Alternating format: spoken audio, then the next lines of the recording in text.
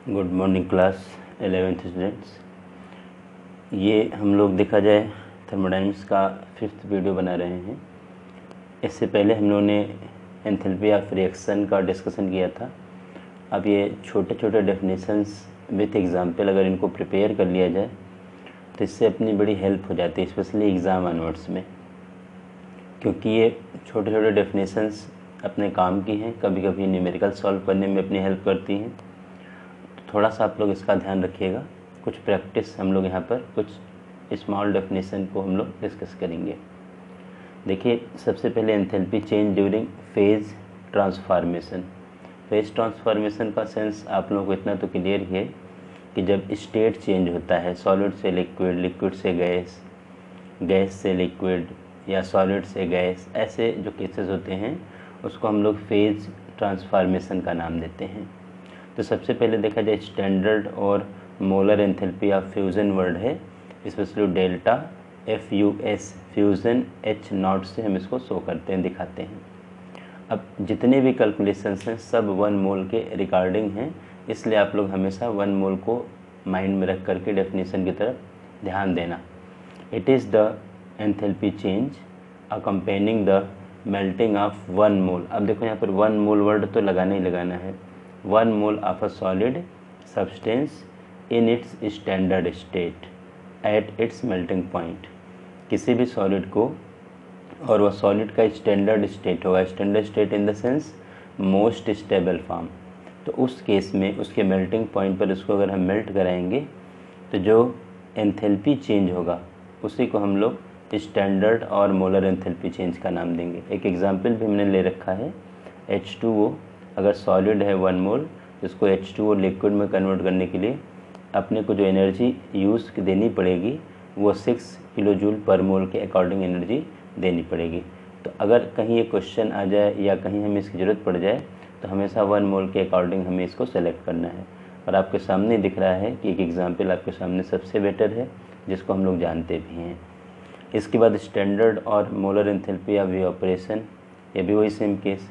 It is the enthalpy change accompanying the conversion of, फिर देखो 1 mole आ गया, 1 mole of a liquid in standard state, मतलब liquid की जो सबसे स्टेबल फॉर्म है, into its vapour at the boiling point and standard pressure. Standard pressure हमेशा 1 बार लिया जाता है, तो 1 बार प्रेशर और उस पर्टिकुलर लिक्विड के स्टैंडर्ड फॉर्म का जो बॉइलिंग पॉइंट है, उस बॉइलिंग पॉइंट पर 1 मोल लिक्विड को 1 मोल गैस में कन्वर्ट करने में जो अपने को एनर्जी पे करनी पड़ेगी उसको एंथैल्पी ऑफ वेपराइजेशन का नाम देंगे, या इवेपोरेशन वर्ड भी हम लगा सकते हैं या कहीं लगा हुआ मिल सकता है।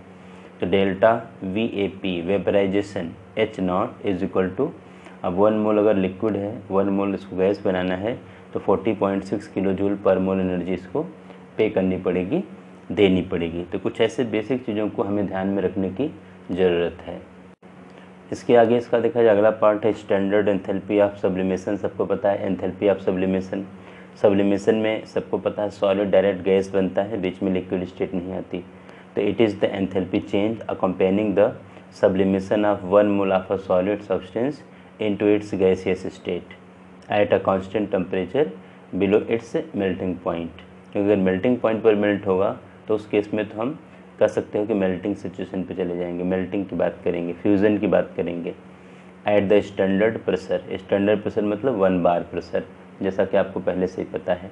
तो अब इस केस में it is the enthalpy change accompanying the sublimation of 1 mole of a solid substance into its gaseous state at a constant temperature below its melting point. ये छोटी छोटी डेफिनेशंस दिमाग में रख ली जाएँ और एक दो एग्जाम्पल रख लिए जाएँ तो इस टॉपिक में इससे ज़्यादा की ज़रूरत अपने को नहीं है।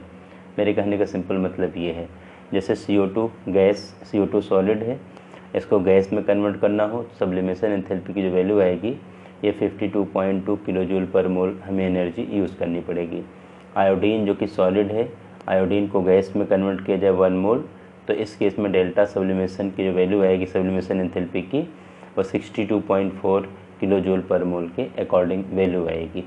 ये वैल्यू आप लोगों को कोई जरूरी नहीं न्यूमेरिकल वैल्यू याद हो, लेकिन अगर याद कर सकते हो तो और अच्छी बात है। तो अब डेल्टा सब्लिमेशन एंथैल्पी अगर H कैलकुलेट करना है तो हमें फ्यूज़न और इवोपरेशन अगर दोनों वैल्यू दे दिए जाएँ, इनको प्लस कर लो तो अपना काम इससे हो जाएगा। इस तरह से काफ़ी ऐसे छोटे छोटे प्रॉब्लम हमारे पास कॉन्सेप्ट हैं।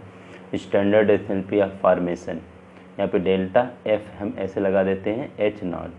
अब इसमें क्या है, it is defined as the enthalpy change accompanying the formation of 1 mole of a compound, ध्यान देना, from its constituent element in their most stable form. मतलब उस एलिमेंट की, जिस एलिमेंट से हमारा 1 मोल कंपाउंड बनेगा, उसकी सबसे स्टेबल फॉर्म से 1 मोल सब्सटेंस 1 मोल कंपाउंड बनने में जो एनर्जी चेंज होगी, एंथैल्पी चेंज होगी, वही एंथैल्पी ऑफ फॉर्मेशन है। जैसे कार्बन की सबसे स्टेबल फॉर्म है ग्रेफाइट, तो हमने कार्बन का ग्रेफाइट स्टेट लिया है। ऑक्सीजन की स्टेबल फॉर्म सबको पता गैस है, इसलिए हमने गैसियस फॉर्म ले रखा है। CO2 का फॉर्मेशन हुआ है और डेल्टा FH0 के देखा जाए यहाँ पर वैल्यू जो आएगी, मतलब फॉर्मेशन की जो बात आएगी, -393.5 किलो जूल पर मोल एनर्जी, इसकी इतनी एनर्जी एंथैल्पी चेंज होगी। ऐसे देखा जाए 1 मोल मेथनॉल बनाने में हमें पहले 2 कार्बन की ज़रूरत पड़ेगी, 2 मोल कार्बन जो ग्रेफाइट इसकी सबसे स्टेबल फॉर्म है। हाइड्रोजन लेना पड़ेगा 3 मोल क्योंकि इसका गैसियस फॉर्म सबसे स्टेबल है। ऑक्सीजन को ½ मोल लेना पड़ेगा, इसका गैसियस फॉर्म सबसे स्टेबल है। तो ये सब एलिमेंट अपने मोस्ट स्टेबल फॉर्म में हैं और 1 मोल हमारा प्रोडक्ट बना रहे हैं। तो इस केस में जो एंथैल्पी चेंज होगी वही एंथैल्पी ऑफ फॉर्मेशन है। तो delta formation H0 -277.0 kilo joule पर मोल, ये इतनी वैल्यू स्पेशली यहाँ पर आएगी। तो हम लोगों को कुछ ऐसे बेसिक चीज़ों को ध्यान में रखना है। ऐसे देखिए स्टैंडर्ड एंथैल्पी ऑफ कंबस्शन, अब यहाँ पर देखो अब तक फॉर्मेशन की बात हो रही थी, अब हम कंबस्शन की बात कर रहे हैं। इसमें हम लोग क्या करेंगे, 1 मोल सॉलिड 1 मोल सब्सटेंस की कंप्लीट ऑक्सीडेशन से जो एनर्जी रिलीज़ होगी वो कंबस्शन एंथैल्पी है। डेल्टा CH0 से इसको शो करेंगे, डिनोट करेंगे। It is enthalpy change accompanying the complete combustion of 1 mole of a substance in excess of oxygen or air, all the reactant and the product being in their standard state at a specified temperature। मतलब जिस fix temperature पर उनकी standard state रहनी चाहिए। तो carbon की देखा जाए graphite state, oxygen solid, oxygen की गैसियस स्टेट और CO2 बनेगा। अब वहाँ पर देखा जाए कार्बन, वहाँ पर 1 मोल कार्बन को अगर बर्न कराया जा रहा है, अलग बात है, ये डेफिनेशन हम लोग, ये इक्वेशन ऊपर वाली इक्वेशन है, लेकिन यहाँ पर CO2 के फार्मेशन के बेसिस पर लिया गया है, यहाँ 1 मोल कार्बन के कंबस्शन के बेसिस पर ये लिया गया है। तो यहाँ पर कंबस्शन की वैल्यू वही सेम आ जाएगी, -393.5 किलो जूल पर मोल। ऐसे CH4 अगर 1 मोल मेथेन ले लिया जाए और इसको कंप्लीट एयर के प्रेजेंस में बर्न करा दिया जाए, तो हमेशा कंबस्शन में जो कार्बन प्रोडक्ट होता है CO2 बनाता है और हाइड्रोजन प्रोडक्ट हमेशा H2O बनता है। ये हमेशा ध्यान रखना। तो यहाँ पर देखो CO2 बन जाएगा और H2O बन जाएगा, और जो कंबस्शन की वैल्यू आ रही है -891.0 किलो जूल पर मोल आ रही है। इसी सबसे रिलेटेड एक बड़ा सिंपल सा लॉ है, Hess law of constant heat summation. इसको हम लोग फर्स्ट लॉ थर्मोडायनेमिक्स का एक एप्लीकेशन मान के चलते हैं, क्योंकि उसी से हम इसको रिलेट करते हैं। फर्स्ट लॉ थर्मोडायनेमिक्स क्या समझाना चाह रहे हैं, the standard enthalpy of reaction is the sum of algebraic sum of the standard enthalpy of intermediate reactions into which the overall reaction may be split or divided at the same temperature। मतलब क्या बताना चाह रहे हैं, simply यूँ समझ लीजिए, अगर कोई रिएक्शन 1 स्टेप में कंप्लीट हो रहा है या वही सेम रिएक्शन कई स्टेप में कंप्लीट हो रहा है, तो टोटल एंथैल्पी चेंज की वैल्यू दोनों केस में सेम आएगी। यही Hess law of constant heat summation का केस है। समेशन का मतलब सम करने से है, ऐड करने से है। मतलब क्या रहा कि अगर हमारा कोई रिएक्शन 1 स्टेप में कंप्लीट हो रहा है या मोर देन 1 स्टेप में कंप्लीट हो रहा है, टोटल एंथैल्पी चेंज की वैल्यू हर हाल में सेम आएगी। आपको ये थोड़ा ध्यान में रखने की ज़रूरत है। अब इससे रिलेटेड देखा जाए कितना अच्छा एक एग्जाम्पल लिया गया है, आप लोग ध्यान से उसको देखिएगा। अब जैसे कार्बन को पूरा एक ही स्टेप में जला दिया जाए, बॉन्ड करा दिया जाए, तो CO2 बन जाएगा। इस केस में ये एनर्जी यानी -393.5 किलो जूल एनर्जी चेंज होगी, यानी इतनी एनर्जी रिलीज़ होगी। लेकिन अगर इसी कार्बन को हम इसको लिमिटेड अमाउंट ऑफ ऑक्सीजन दे दें, तो CO बन जाएगा, कार्बन मोनोऑक्साइड बन जाएगा। तो इस स्टेप में डेल्टा H1 की वैल्यू -110.5 किलो जूल आएगी। अब जो CO बना हुआ है सेकेंड स्टेप में इसको फिर हाफ ऑक्सीजन दे दिया जाए, इसको पूरा CO2 में कन्वर्ट कर दिया जाए, तो वहाँ डेल्टा H2 की वैल्यू -283.0 किलो जूल आएगी।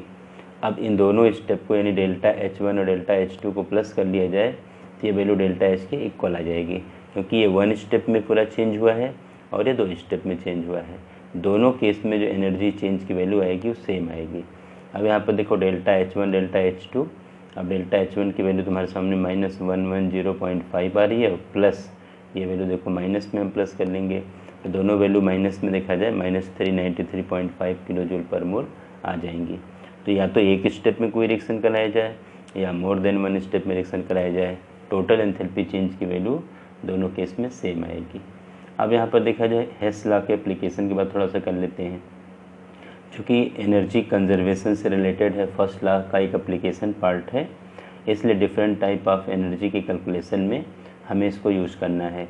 Determination of standard enthalpy of formation, determination of standard enthalpy of transition, determination of standard enthalpy of reaction, मतलब काफ़ी जगहों पर हम लोग इस कॉन्सेप्ट को यूज़ करेंगे कि स्टेप 1 चेंज में हो रहा है या मोर देन 1 चेंज में हो रहा है, टोटल एंथैल्पी चेंज की वैल्यू सेम आएगी।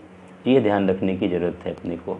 अब इसके आगे देखा जाए छोटा सा एक पॉइंट और हम डिस्कस करना चाहेंगे, स्टैंडर्ड एंथैल्पी ऑफ सोल्यूशन। इसमें सेम वही चीज़ डेल्टा SOL सोल्यूशन से हमने लिया है H0।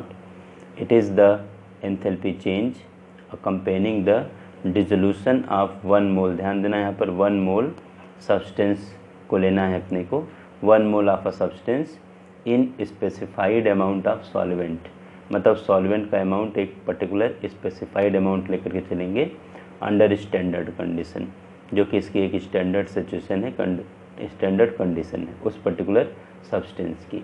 तो उस केस में जो एंथैल्पी चेंज की वैल्यू आएगी वही एंथैल्पी ऑफ सोल्यूशन है। जैसे देखा जाए 1 मोल अगर ग्लूकोज ले लिया जाए, वाटर में डिज़ोल्व कर दिया जाए, तो ग्लूकोज तो पूरा डिज़ोल्व हो जाएगा, लेकिन वाटर स्पेसिफाइड अमाउंट लिया जाएगा, ध्यान देना इसका, कोई पर्टिकुलर अमाउंट नहीं है।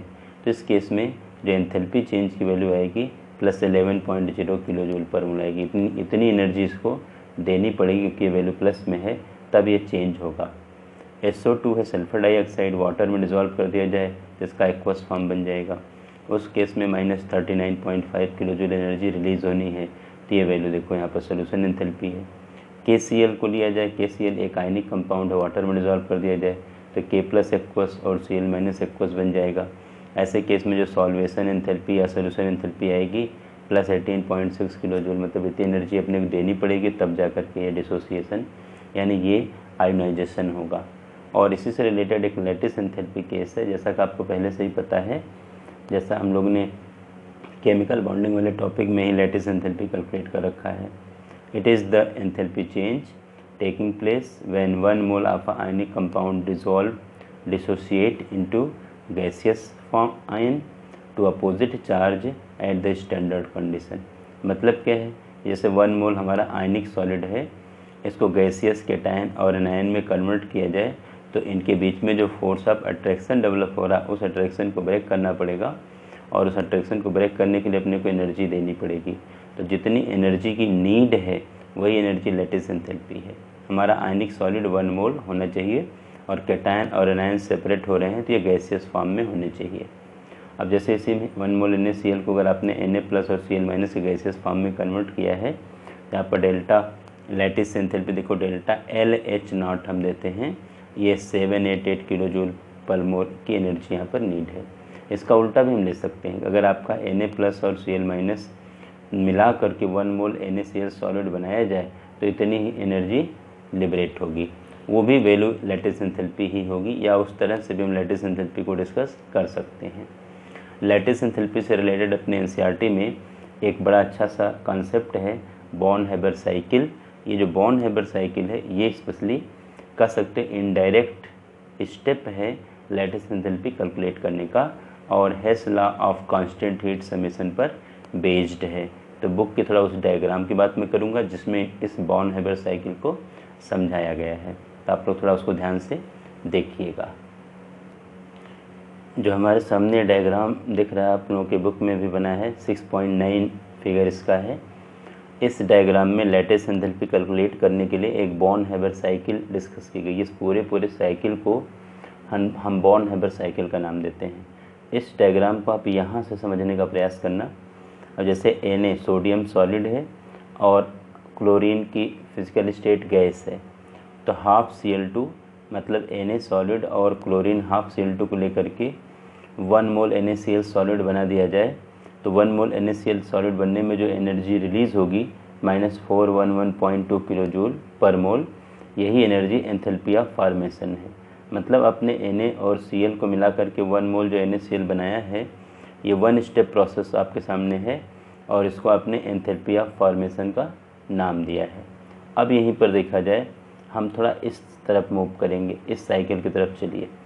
यहाँ पर Na, अब Na देखा जाए इस वाले केस में, यहाँ पर पहले Na को सॉलिड से गैस में कन्वर्ट किया गया है, तो ये देखा जाए सब्लिमेशन एंथैल्पी की वैल्यू दी गई है।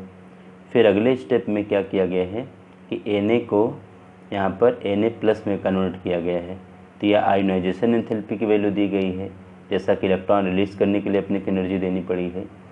इसके आगे देखा जाए, अब क्लोरीन यहाँ पर मॉलिक्यूल है, हाफ Cl2 क्लोरीन मॉलिक्यूल है, और इसका देखा जाए बॉन्ड ब्रेक करके Cl गैसियस फॉर्म में कन्वर्ट किया गया है, तो यहाँ पर बॉन्ड डिसोसिएशन एंथैल्पी का नाम देंगे। क्योंकि सिंगल क्लोरीन के लिए, इसलिए हाफ बॉन्ड डिसोसिएशन या बॉन्ड एंथैल्पी आएगी हमारे सामने। तो ये वैल्यू देखो यहाँ पर दी गई न्यूमेरिकल वैल्यू। अब Na+ गैसियस फेज़ में बन गया और Cl गैसियस फेज़ में हमारा बन गया।